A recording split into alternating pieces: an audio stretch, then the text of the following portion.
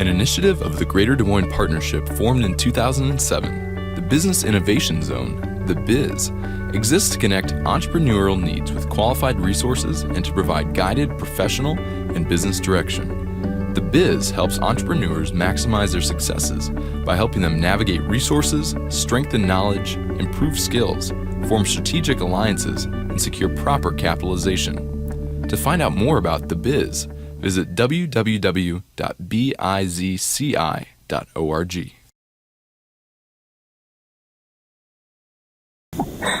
Well, thanks for coming. I think everybody is aware of the BIZ has been around since 2007, working with high-growth potential entrepreneurs. I'm always open to meeting with new people. In fact, I think I met somebody today who's interested in chatting more throughout Central Iowa. We've had a lot of interesting announcements the last few months, so there's a lot going on. Probably the most newsworthy was we announced last Friday that we had started a Global Insurance Accelerator program that will ramp up here this year and first class next year in Des Moines. This is a Techstars level accelerator. It will host 6 companies from around the world, the best 6. It is owned and managed by the insurance industry.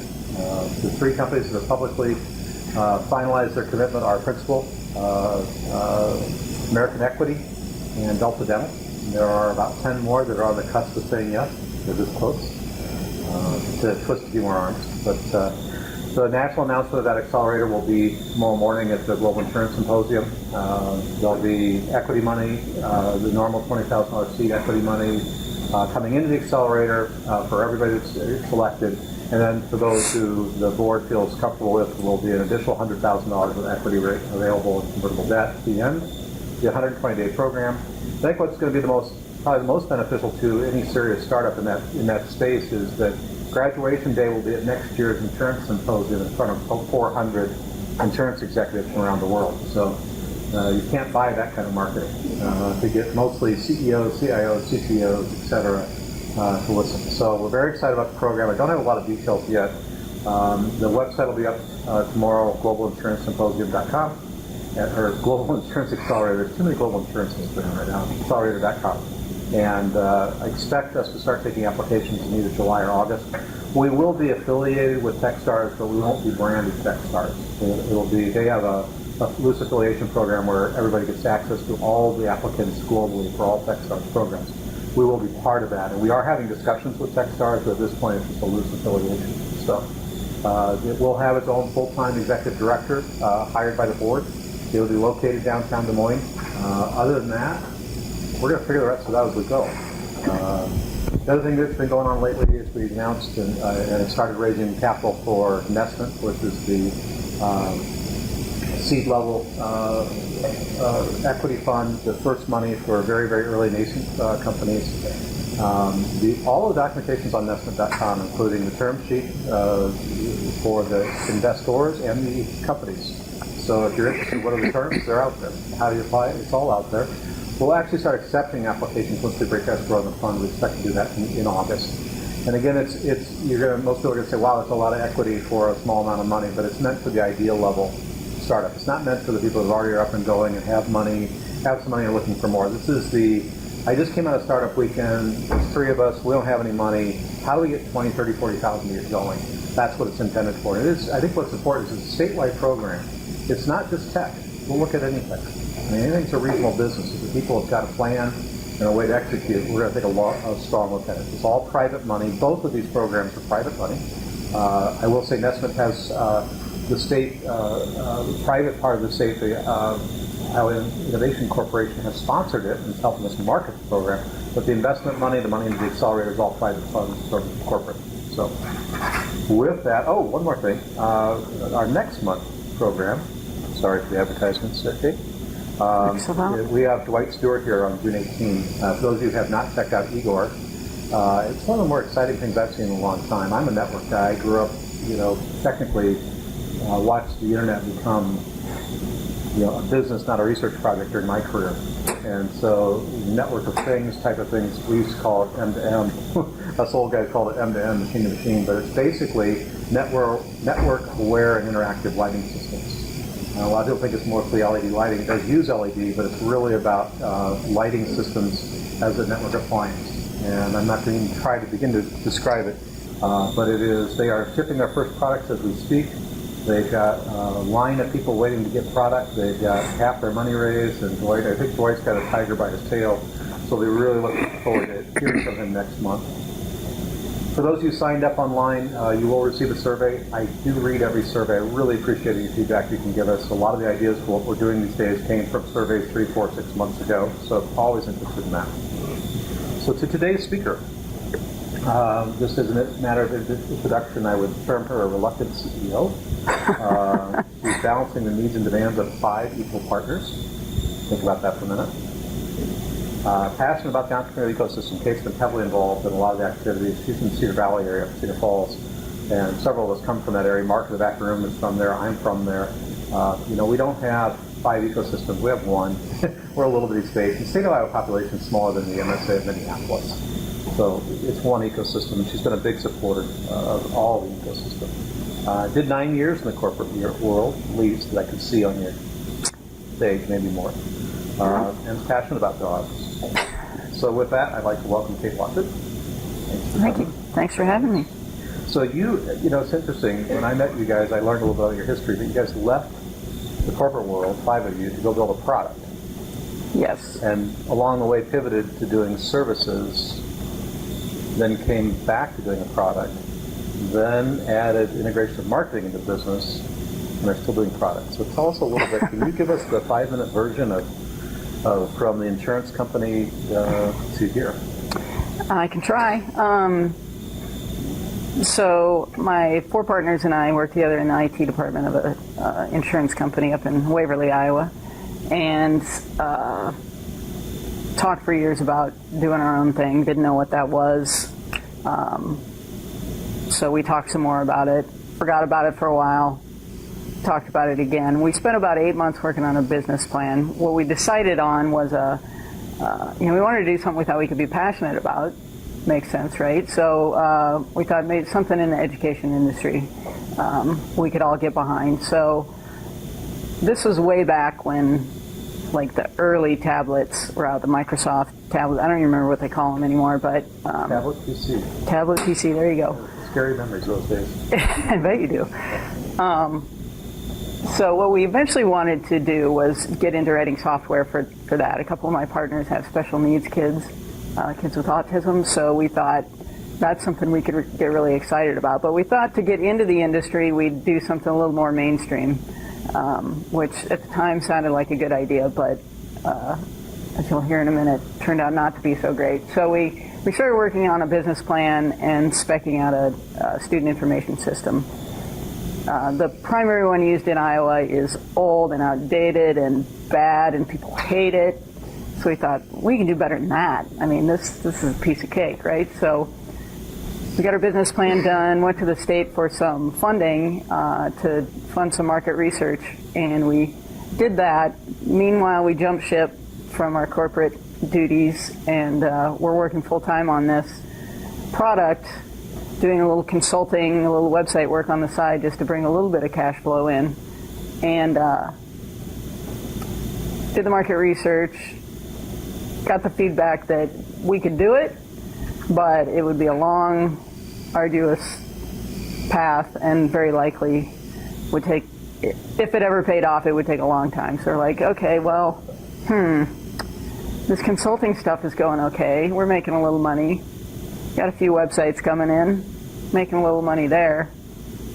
We'll do that until we figure out what to do next. So that's what we did, and 7 years later, that's what we're still doing. But along the way, we've also partnered with other people and created 3 additional companies and 3 additional products. So to say it's been a learning experience is kind of an understatement. But it's actually pretty common. I mean, when you hear stories, it's not an uncommon story to have a series of S-turns while going from point A to point B. Right. So hopefully someday we'll actually have a product of our own that we don't necessarily partner with somebody on, but we haven't quite figured out what that is yet. So along the way, when did the 5 of you realize you might actually make it as a business of your own? I'm sure there had to be times when you're wondering, are we going to be able to pay the bills? There are still times. Okay, that's fair. But, that's fair. I don't know. Chris, can you think of a time when it just hit you? I can't. To me, we've just gone from one thing to another, and evaluated opportunities along the way and followed the ones we thought made sense at the time. And I don't remember having a light bulb go off like, hey, we can really do this, but it's just gone too fast. So I can't even. 5. How many people in your company now? 16. 16. So you've grown a little bit. Yep. Who do you compete with? I mean, who are your competitors in your market, and what type of competition do you see? Because there's a lot of people that say, I do websites, I build product, but who do you see as your competition right now? There's some local website development companies that we compete with in the Cedar Valley area. Some of the marketing agencies do some of that stuff too, so they fall into that. Obviously, since we brought on the marketing and creative, we compete with the other marketing agencies in town. Right. From a product development standpoint, I think Full Stack is probably the most obvious competitor. I'm sure there are lots of them down here that I don't even know about. But since we went to more of a full service focus, I don't know, we think it's a little unique. I don't know, I know Full Stack is they're just dev. They don't do any marketing. A lot of the website development shops around, at least up there, don't do Well, I find it interesting branding stuff. When the website stuff really took off and every company had to have a website, we all turned to our marketing agencies and our internal marketing groups, and most of those agencies went out and hired programmers or hired people on contract to do the technical work. Mm-hmm. And what's been interesting with SEO and all the other things that, making your website be valuable, to me, what you've done is invert it. And that's what I found interesting about their story is they are a technical company with primarily technical founders who said we need to add marketing. And it's not speaking lower of one or the other, but it's just saying they're so tightly integrated no matter which side you come at it from. You talked about frustration with get these customers that would get their website all done and it's an empty shell and it's ready for content and they have no idea what to put for content in the website because they haven't thought about it or they don't understand what might work. And I found that really interesting that you put it together from the other direction. Yeah. Some of the feedback we got was that one of our gaps was on the design side of things because we contracted out our design work, or early on we'd get a template and modify it, that kind of stuff, right, just to, get it done. But so we brought on a designer full-time who had been a contractor for us.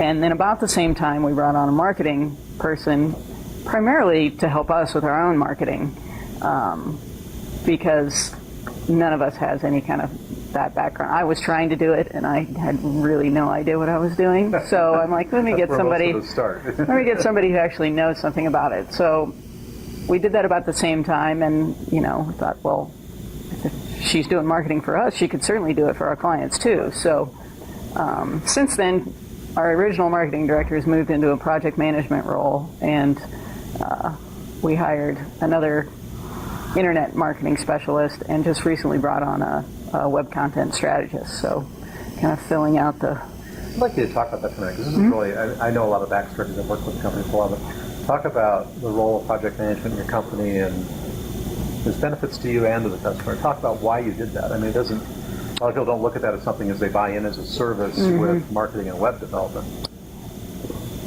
It was kind of a selfish decision, I think, because things were chaotic internally. The people who were doing the development on the projects were also trying to manage the projects and the different phases and the client and, the team. And so we thought it would make sense to have somebody who could focus on that to try to help us manage the chaos that we were experiencing. We just had so much going on. I mean, at any given time, we could have 10, 15 projects in different phases, just with our small team. So it was craziness. And so to have somebody who can focus specifically on that has really, I feel like the chaos level has gone way down. Do your customers feel the same thing? I mean, they see a benefit of the project management? I think they do because they have that consistency of a single point of contact. Right. Not that they can't talk to the rest of the team, and we encourage them to talk to whoever they need to, but just having somebody keeping track of, what are we waiting on the client for? What does the client need to know? What are they getting their weekly status updates? Oh, it's just, Do you build their time? Yeah. That's an interesting point. I mean, she's making light of this, but she took a problem that was causing her a lack of productivity, driving everybody crazy, solved it by billing the customer more money, and the customer's happy with it. And it just those one of those lessons I just want people to hear, because too often we're all worried about cost, and it's all about value. So, I mean, I know you may not bill 100% of the time, but that's just really interesting. You can solve a problem by billing somebody. I've had a few other clients go, oh my God, they're willing to pay for that. And it's like, people are willing to pay for an amazing number of things if you solve the problem. Yeah, and we've gotten great feedback on her. I mean, people love the consistency of communication, especially people just want to know what's going on. Right. You know, they'll deal with a lot as long as they're kept in the loop, and so she's able to do that, and that makes a big difference. Is it fair to say that most of your clients are not? I mean, I know you have some development clients that are very technically gifted, but most of your clients, technology and marketing isn't their space. Is that correct? Correct. Yeah. So really, they're looking for you to do more than a contract job. They're looking for you to be the subject matter expert. Yeah. Knowledge expert. Yeah, another thing that we've been surprised by is that people will hire us to do business analysis for them. Really? Which, you know, having been in the corporate world, I would think that you would want an internal person to be your business analyst, to be your expert. People will pay. It's broken or not? Well, yeah, that's true. I don't think, you know, it's funny because big companies are very big on going outside to hire someone to come in and look at their way of doing business, rather than having their own people because they are so biased. Yeah. So I'm not so surprised about it. So one of the things I'd like you to talk a little bit about, and then we'll open this up for questions. You have 5 partners. You guys are all equal partners. Mm-hmm. You went into that, I would say, a little innocently, but yes, with intent. Yeah. Yet you've all had defined roles now. Tell us, I want to hear a little bit more of it, what you want to talk about with what that's been like for all of you, because you've all gone through this process of it was just the 5 of you. You had all worked together at a peer level, and now suddenly you have to be the CEO, and somebody else has to be more of a CTO, and then talk about that a little bit, what that's been like. Well, we went for a long time without defined roles at all, and everybody just sort of did whatever needed to be done. And gradually, I think over the years, some of us fell into a role. For me, I don't do any development anymore. It's probably been 4 years since I wrote any code, other than some HTML here and there. But so I fell more onto the business side of things. I was always, you know, did the HR stuff and the vendor management stuff, and you know, go shopping and whatever, you know, needs to be done on the business side of things. Other partners would, you know, like Chris, for instance, not as much as he'd like to, but still codes a lot. We've got another partner, Lana, who pretty much just codes. I mean, she's just a coding machine. And then Jason, who is sort of the vision behind the whole start of the company, he's very technical. He's an architect, and you know, so that's a natural role for him. And Chad was a website guy, so that was a natural role for him. So it was really, I feel kind of like the roles almost found us. Yeah. Jason was the CEO before, technically, but I was the one out there talking to people, and then he's more of a behind-the-scenes guy, so it just, you know, sort of happened naturally, I feel like. Yeah. Well, it's been interesting because you guys you hadn't faced we've got to actually have formal roles, and I think for so many startups, you start out just saying we're just a team, we're going to get this done. But at some point you realize your productivity is horrible because you're all discussing. That's kind of what I saw when I got there, is everybody was discussing everything. Right. It's like, as long as you had 150 hours a week, you'd be okay, but if you started actually getting work done, everybody couldn't discuss everything, and the challenge of multiple opinions, but not a decision. So, just one other thing I'd like to talk about, you've done a lot of products in partnership. A lot of the startups I work with don't necessarily have all the skills that they need. They might partner technically or marketing, and I happen to know some of the people you've partnered with. But tell us some of how, what have you learned? And when I say partner, I guess let me back up. They're actually, is it fair to say, equity holders in other companies that have rolled out a product with them in partnership. So they're doing their work, and the partnering companies doing their work together to form a new company. Is that a fair way of assessing it? Yeah. So the first partnership we found ourselves involved in was a graphic designer who had expertise in, of all things, the longhorn cattle industry, and she she had an idea to create a sort of a website management system for Longhorn breeders, where Longhorn breeders like to show off their cattle. Okay, I mean, it's a big deal for them. It's not just Longhorn. White-tailed deer we added recently. You'd be amazed at what. Industry. Right. Yeah. So we built a platform for people to have websites on which they could showcase their cattle. So the attraction for us there was that she was a graphic designer. At the time, we didn't have a designer. We were just the back-end technical people. So, there was a sort of a symbiosis there. The next one that came along happened to be Chris's brother, who's an optometrist, and we had built a custom CRM for him previously, and he always had it in the back of his head, I think, that he wanted to build that out, and he thought it would be valuable for other people. So we ended up building a tool for vision therapists to help them in their appointments, in their therapies with their clients. So there was they had the industry expertise, so they're responsible for the sales and marketing, and we help with the marketing now that we have it in house, but the financials and all that, and we're pretty much technical and marketing at this point for that. And then the most recent one we did was with a company here in Des Moines, actually, in the mortgage industry, and obviously they have the industry expertise and knowledge and contacts, and we had the technical know-how. So Mike actually connected us, and it's turned out to be a really great partnership, and we're really excited about the potential of that one. So, for us it was finding partnerships that made sense, where there were, we had compatible skills, and there have been struggles along the way, especially with the first one. We learned a lot. Polite. I'm being very polite. Very polite. We went in pretty naive with the first one, and wouldn't do that again. What would you Never do? be 50-50 partners with somebody you don't know. There was, the better you know the people you're getting involved with, the better. I mean, we went in pretty blind on that one. Yeah.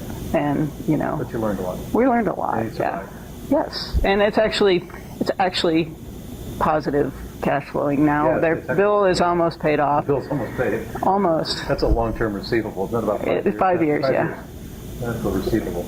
Let's open up for questions. Do you have any questions for Tate? Mark. The balance of current services model is one that I've been in for a long time. Finding, we talk a little bit about the difference in the running services, Yeah, it's a great point. If you couldn't hear Mark, let's similarly talk about what the difference between running a services company and running a product company. I come from a pure product background, so services is it's a totally different game. Open it up. Well, obviously with services, to get paid you have to work, to get paid for an hour you have to work for an hour. And so your priorities are very different in that situation. Whereas with a product, ideally what you're doing is talking to your customers, your potential customers, and figuring out what it is they need and what they value, and how you're gonna get it to them, within your means and in a way that's going to compel them to buy. It's maybe more, I don't know if strategic is the right word, but for me it's a longer term vision. Services is very now focused. I've got to pay my bills now, so I have to get work now. Whereas ideally with a product, you're thinking longer term and trying to build things out in a way that people are going to find value in. So how do you deal with it when you're competing internally for resources and you've got a product you're working on that you really want to get into the market, but you've got a services project going on that are paying the bills today? How do you make the trade-off? It's not easy, and I don't feel like we're all that great at it sometimes, but we've managed to get by. We don't take every opportunity that comes along. We try to be, at least with the last couple, try to be smart about what makes sense and what doesn't. We've also learned that you can be in one of these partnerships and still get paid for the work you're doing for it. And you don't have to do it all equity. We work at a reduced rate and get equity for part of it, which helps a lot. I mean, a lot. You know, the benefit I got out of building a product was you get a lot of customers that say, I want this, and I want that, and I want that. And you learn pretty quickly when you do product. If you follow that lead, next year when you show up with a new product, they'll say, well, that's what I wanted last year, but now I want this, and I want this, and I want this. And it's a poor product company that just goes out and listens to their customers and just delivers what they want. You're talking about business analysis. Mm-hmm. The challenge with product is to say, what's going on in the industry? What do you perceive your problems as? What are they going to be next year and the year after? How do I get in front of you so that I'm showing up with the solution just about the time you realize you have a problem? Versus the client who is just a billable hours client, and nothing against that, but you have to do what they tell you to do, even though you know it's really not good or foolish or type of thing. Question? Yeah. Have you bootstrapped this business or? Yep. Yeah. Nope, not yet. No money yet? No? Not yet. Didn't get paid some months. True. Classic bootstrap market. Right. No, it's absolutely true. I mean, most product companies, there's no way to bootstrap. Yeah.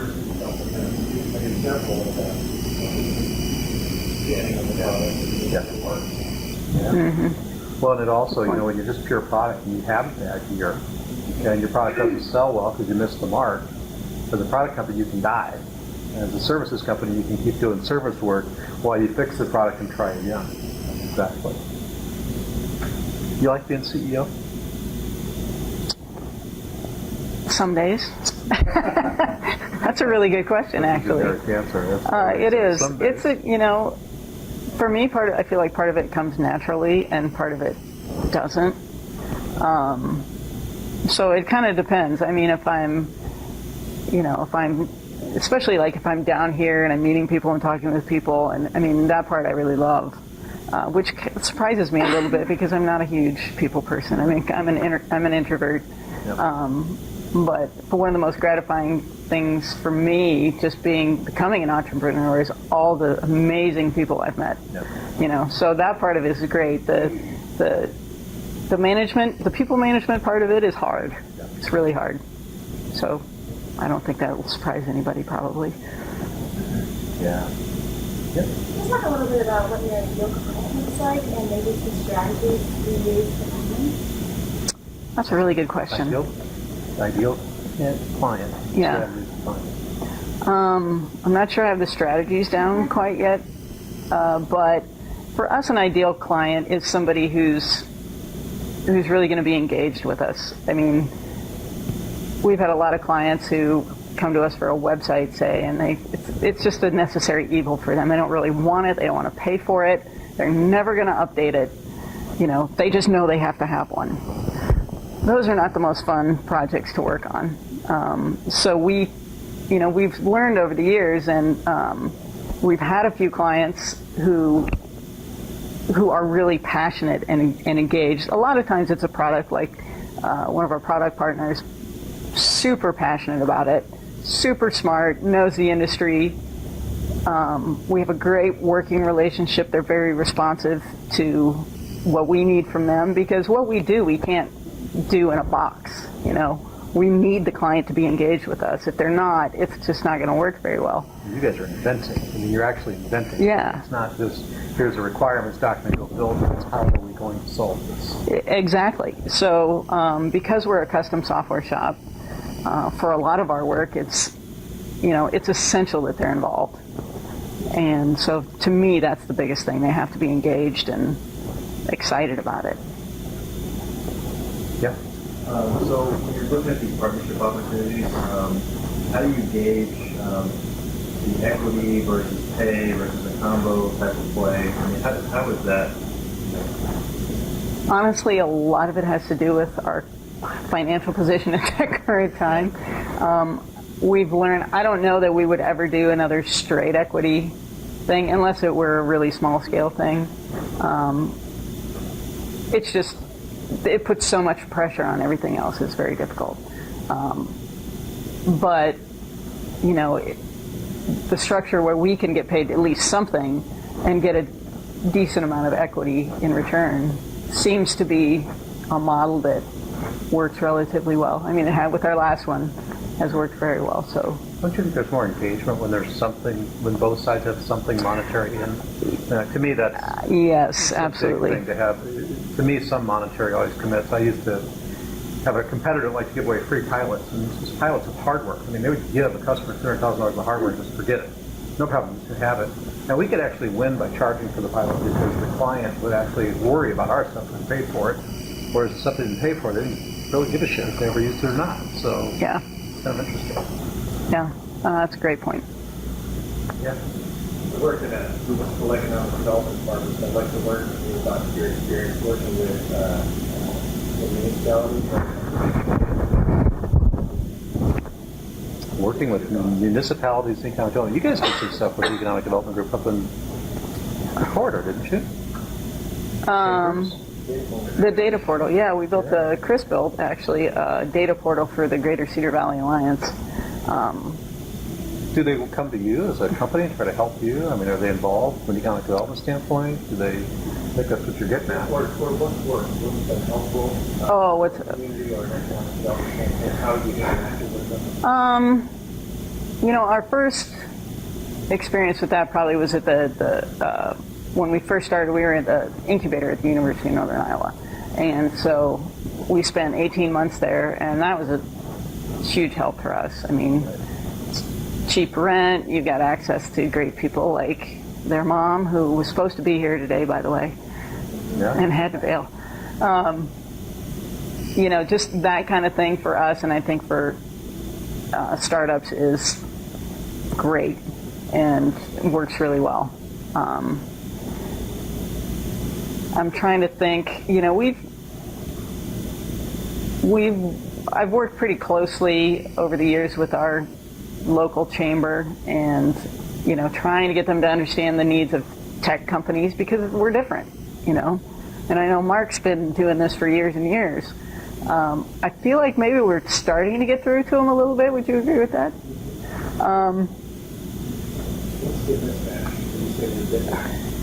Our needs are different. We don't need to go buy a bunch of equipment. I need to pay people. There's not a lot of state or government help for that. They won't just give you money to pay people to create intellectual property. They'll pay you to go buy some huge piece of equipment. Right.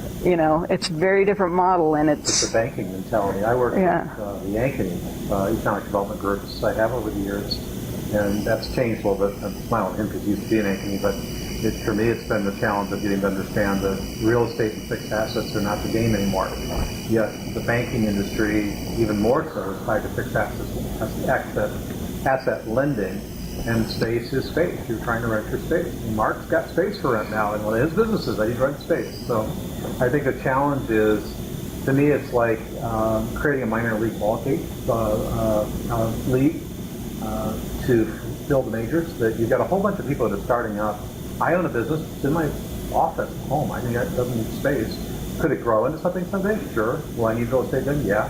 But you might have to incubate it 5 or 10 years before they happen. And I think that's been the disconnect versus the people I work with in economic development, the partnership, that I was literally listening to a phone call next to me, we're in Cubes now. There's somebody who wants to build this huge manufacturing plant out in the middle of nowhere in Iowa. It's like, that's a different kind of phone call. And that one's more beneficial to the economic development when somebody says, well, I need to drop about $30 million on a building, I need to hire 50 people, and you're just going to gigawatts of power, and I think that's the disconnect. I think they've been doing a better job of trying to engage people try to get students who are there and people companies or technology in particular engineering. I've seen that across the board, that the economic development people are going after the students and the graduates. We are. I was just telling Bailey, who's an intern here, we have an intern program in the summer. I'm trying to remember what they call the program, but it's like interns in the city or something. Holly, what's the, Do More in the City? Do More in the City, thank you. That is engaging literally hundreds of interns, trying to sell them the idea, because most of them aren't from Des Moines, and they're smiling because I didn't know the name of the program, I'm sure. But they get to meet each other and learn about Des Moines, and try to get them to be and stay in Des Moines, because that's where a lot of the energy comes from. Other questions? That's not out yet. You mentioned that during this process of finding or having a position find you as CEO, and you mentioned there's a lot of things that you're really good at naturally, but there are a lot of things that you're not very good at. Can you explain some of the things that you're doing to identify the things that you're not very good at, and then how are you addressing that and getting better at those areas? Well, the first thing I knew going in that I wasn't good at was financials. Like, I know nothing about it. So I said, Mike, what do I do? And so he recommended that I just take some training, So I did that, and it was helpful to an extent, but it was also, again, geared toward a manufacturing company or something. A lot of it didn't apply, but The training is still geared to manufacturing, not services. Exactly. So that was helpful, and I'm still easing my way into that. It's that one's still a struggle for me, but I'm trying to make it a focus and just continue to learn and get better at it. You've got some pretty good advisors around you. I'm not talking about what I do for you. You've got people around you that are advising you in a lot of cases too. I mean, you've got an accountant helping you. You've got good law support. Right, absolutely. So I think people underrate that. I mean, it's so underrated having a good accountant that you have a good relationship with. I mean, don't just go hire an accountant. Find one you actually like to be in the room with them, will explain things to you. I'm a big advocate. When you hire a service provider, learn from them. Demand that they teach you every time. If I'm going to go pay for an hour with my accountant, I want to learn something. If I'm with my lawyer, I don't want to have to pay just to get a document. I want to hear why, and I want to learn from it. So. Yeah, that's a really good point. And we recently found an accountant who we're really comfortable with. She's added a lot of values, helping us think more strategically about how we run the business and how we've got things arranged. And that I know I can go to her anytime I have a question. I mean, so that's huge. The same thing on the legal side. We have a guy that we trust and who's fair and is like, I could do this for me, but you could do this yourself. Right. So, I mean, that's invaluable, really. Being someone in your position, I think a lot of it's about time management. What do you focus? You got so many things thrown at you. What do you focus on, right? So, I think a lot of people in your position make a mistake of just taking on everything and trying to do it all versus delegating. Yep. So, we talked about, how you identify what you're not good at. The next question I would have is, do you take it on or do you delegate it? And if you delegate, how do you choose to delegate? Yeah, that's a good question. I've been trying to do a lot more of that lately. I've got a great team of employees, and they want to they want to help, they want to do their jobs. So I've really made a concerted effort over the last several months to let them do it, to say, here, figure this out. You don't need me to tell you how to figure this out. Take it and do it. And because you're absolutely right, there aren't enough hours in the day for me to keep my hands in everything. And I think that's something that all the partners struggle with because, we feel this ownership of everything, and we want to be involved in everything, but we can't. We've got to. I get a lot of people ask me, how do you make sure your company's positioned to grow? How do you grow?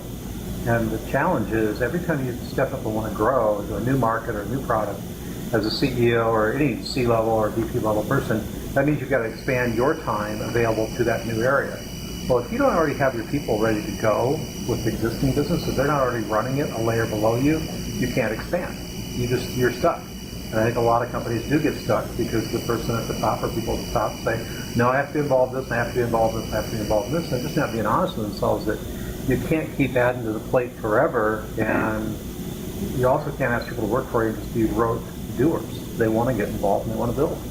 The people I'd want to have on my team want to build and grow too. So exactly. You really have to if you want to grow.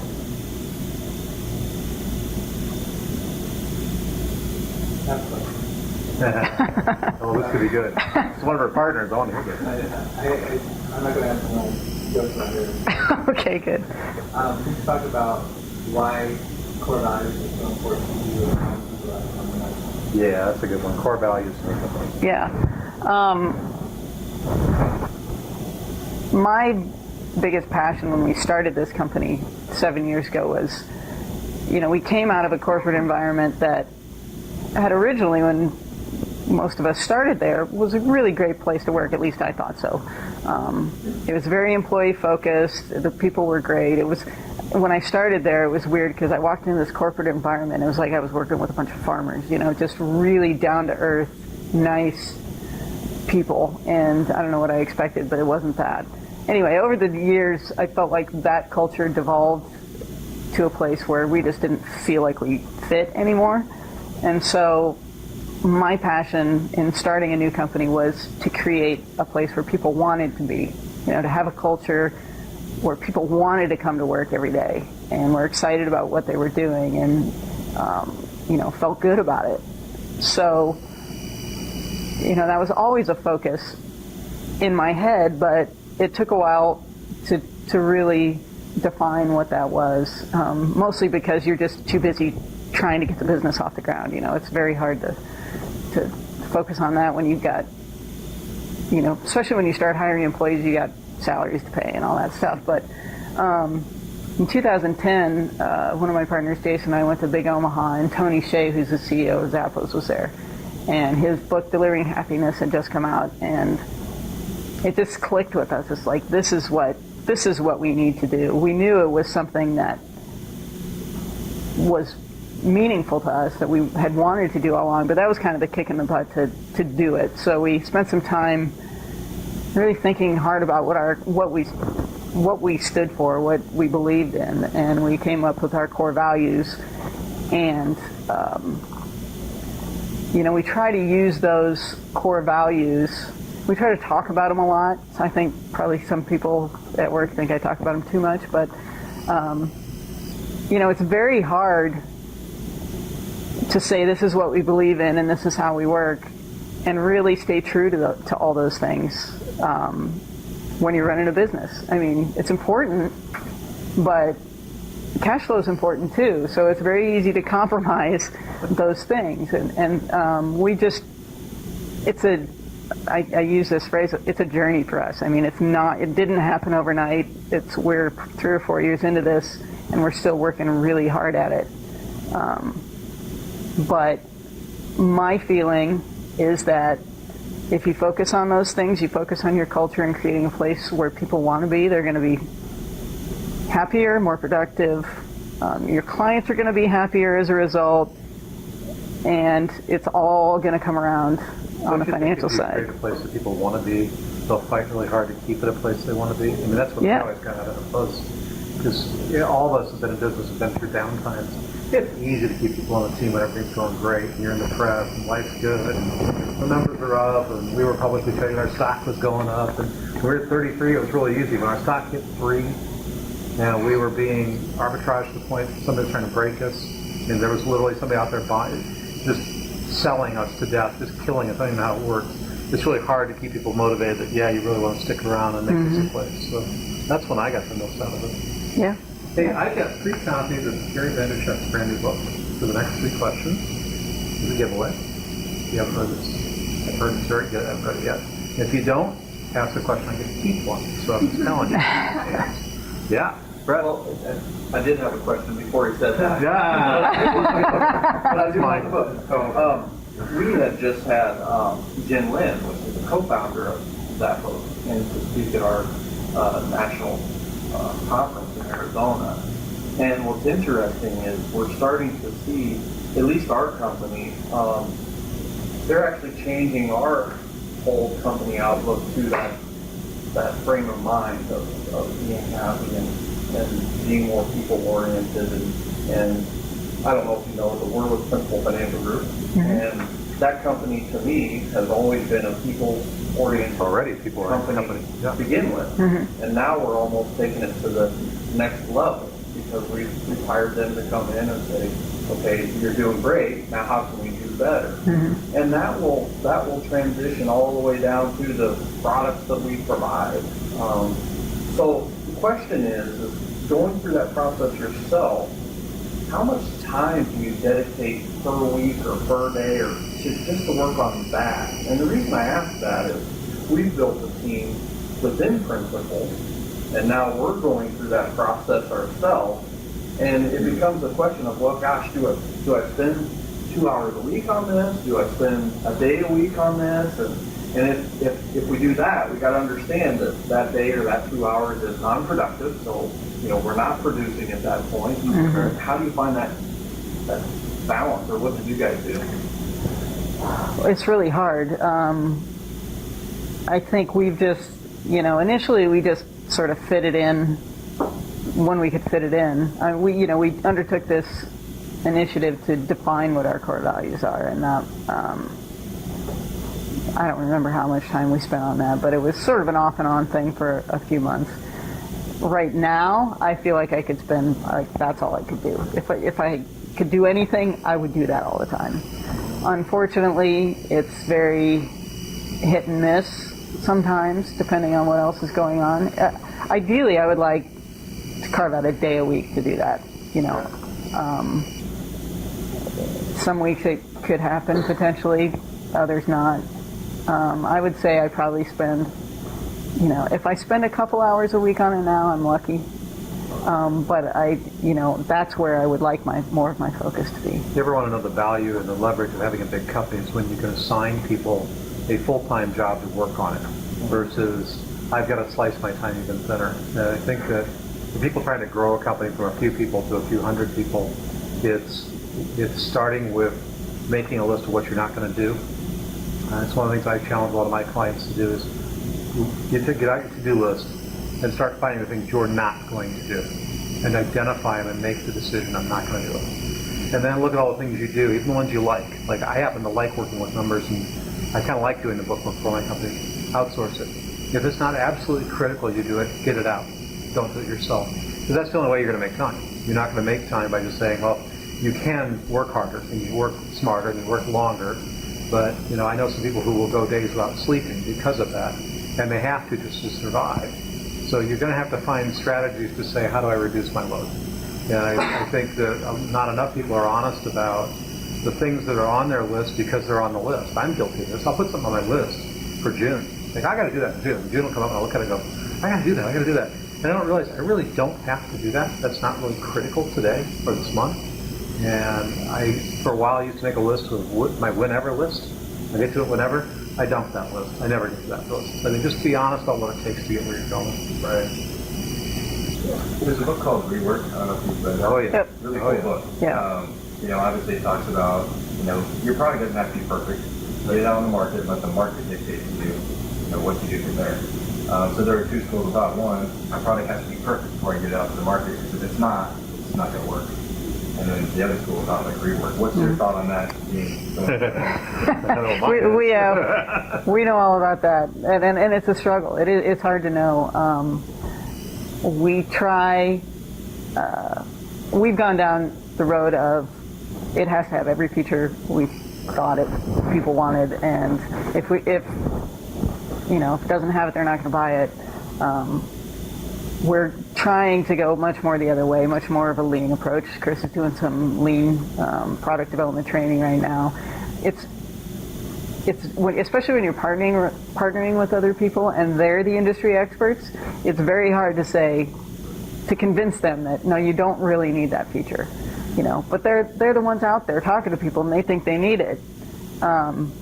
It's hard to find that balance. We really try to encourage not just our partners but our clients as we're building custom stuff for them that, let's scale it back, start small, and then build it out. Because, inevitably what's going to happen is you're going to build what you think they want, and then they're going to come back and say, oh, no, but we need this. I think that's back to your point earlier. Yeah. One of the things I'd add to that is if you're automating something that's never been automated, you don't know what you don't know. I got the experience of putting automation into route delivery trucks in the early 80s. And the customers they knew exactly what they needed to do to automate that manual procedure and go from a receipt book to a computer and a printer. And then, they pay us $500,000 for custom software and get 6 months into the rollout and throw it away because they had no clue what they didn't know. So it's a learning experience. I think part of the process, one, I would say if you're trying to build a perfect product, your company's already dead. If you really think you can't, we were looking at an angel deal the other night, Plains Angels, and the reason we didn't invest in the deal was about 8 of us looking at it. Loved the product. But the truth was, the chief engineer of that company was never going to let that product see the light of day. He was so passionate about his product, and he had so many things he wanted to do to that product. We all looked at it and went, these aren't business people. It could be the greatest product in the world. He could be the greatest engineer in the world. It's no insult to it. It's not a business. A business has to make money. So I'm a big advocate of that lean approach. I also am a big advocate. You talk about books. The Innovator's Dilemma from, 25 years ago, Mark? You ever read The Innovator's Dilemma? That is probably one of the foundational books of business because it's just as true. The Innovator's Dilemma by Clayton Christensen. It is just as true right now as it was. I think it was written while I was in college. I'm old. 80s, yeah. It's 35-year-old book. That is absolutely just as true now as it was then. You can say the Innovator's Dilemma to most CEOs, and they know exactly what you're talking about. Clayton Christensen. Believe me, if you Google the Innovator's Dilemma, you're going to find more than you want to know about it.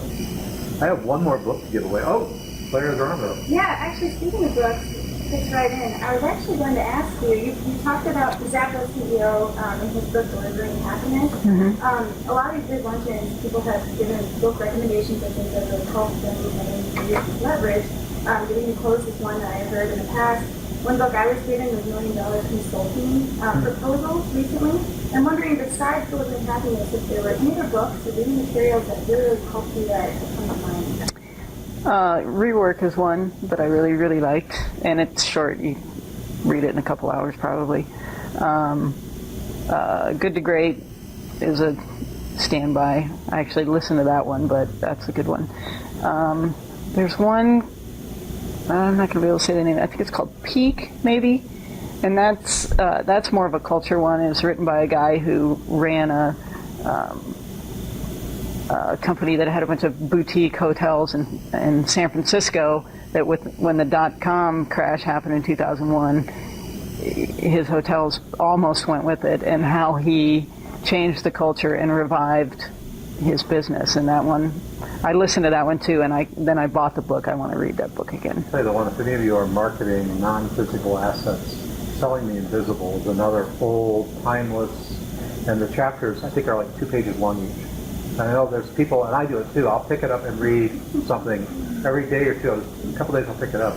Drew McClellan says he keeps it on his nightstand. Every night he reads one chapter. It's a 3-minute read. It's just these little bitty things about selling non-physical products, selling ideas, selling services. And it's really a marketing and branding book. It's not a business how-to book. It's very much about marketing. And almost anything by Seth Godin. Yeah, Seth Godin. Seth Godin. Yeah. Along the lines of what you not want to do, are there any books that you have found that look to be good, but when you went into applying them, just getting down? You know, there's this thing, I write books, I've written 2 books now, and they're on Amazon. I'm doing all right with it, but there's this, you start to feel like this was a good 10-page paper somebody should have written, or a really nice long blog post, and somewhere along the line they turned it into a 250-page book. I'm a big advocate of downloading the first chapter of a book for free off the Amazon Kindle store, because a lot of times I can do that and Google something about the book. If I already get it, I don't need all the stories. So I don't know that I have any. I just say, oh, I really thought that was not good, because I think books are in context of the person. But I'm a big advocate of go look at the first chapter for free, or go to your library and rent it. You know, it's amazing. Libraries love to buy nonfiction books. They just get very few recommendations. The Yankee Library has bought me untold number of books. And if I'm patient enough to wait 4 or 5 days, they get them in, I get it first, and I read it. And I don't pay for it. They can be in your library alone. They can. Yeah. Yeah. And if you're in Des Moines, I do the audiobook. yeah, if you're in Des Moines, audiobooks, e-books, e-magazines are all free if you get a Des Moines library card. And I do it on my Kindle, so, yeah.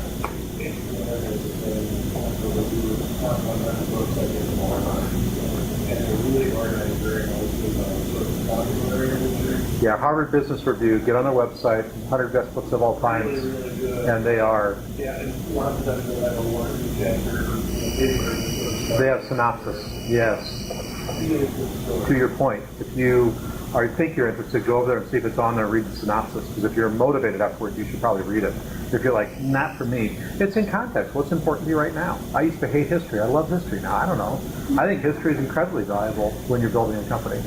As someone that sits back and watches other people build companies, I keep seeing the same mistake made over and over and over. It's like, why the hell can't we learn anything? But it turns out we don't learn anything from wars or politics or anything else, so why would we learn anything from business? Any other questions? I think we have come to the end, Kate. Kate, thank you very much. I appreciate you coming. Thanks for having me. Appreciate it.